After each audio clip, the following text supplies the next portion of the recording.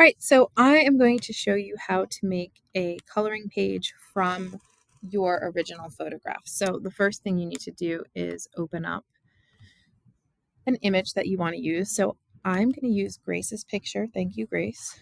You want to make sure that you go into your image and that you change your image size.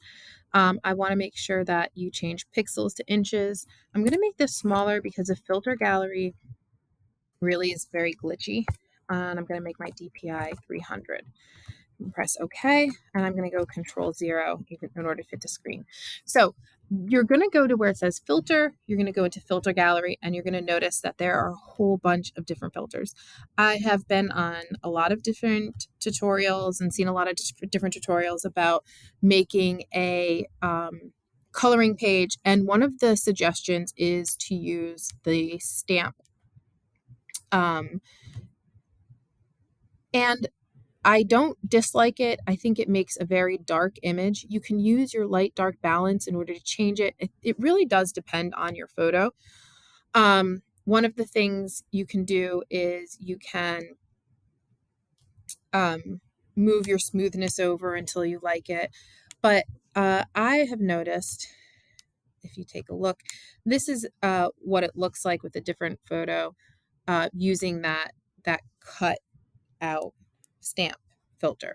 So if you want, you can try other filters if you think they're going to look good. So if you go into your filter gallery and you see something like on this one, I think that the glowing edges actually looks really good.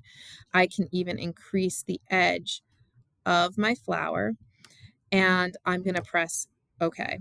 Now, this image is black, and that's not going to be good for a coloring page. But if I go Control I, it inverts.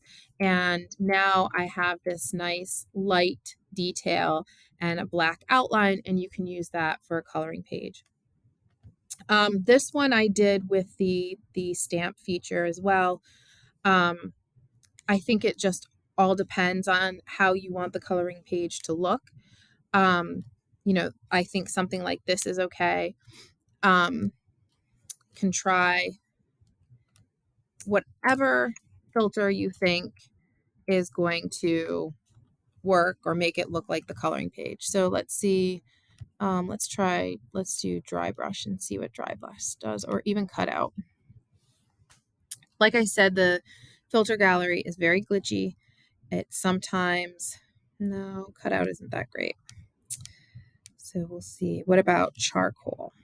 We'll try charcoal. Ooh, charcoal. So I'm going to play around with the thickness. Charcoal actually might be really good if we invert it.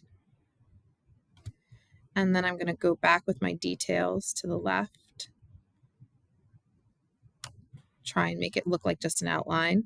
And then maybe light dark balance. I'll go to the right. And when I like it, I'm going to press OK. Now, again, this is black, and we want to have black with white so we can color it. So it'll be like a coloring page. You can go Control I in order to invert.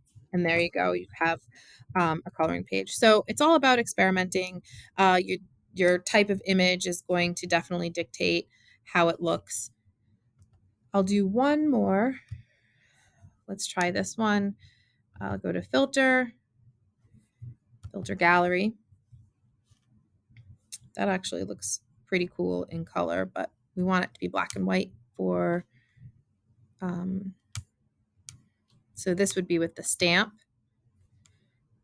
And you can see how if I move it left and right, see how it takes away, adds or subtracts, and then the smoothness is going to give more white in there. Let's try photocopy, see what that looks like. No, well, maybe. Let's see. Not enough detail in the center. Let's see the darkness if we do that. Let's see when we invert it. Possibly that could be a good coloring page as well. So again, you have a lot of different options, but the idea is for it to look like a white page with a black outline so that if you were going to use colored pencils, you would be creating your coloring page. So go ahead and experiment and have fun.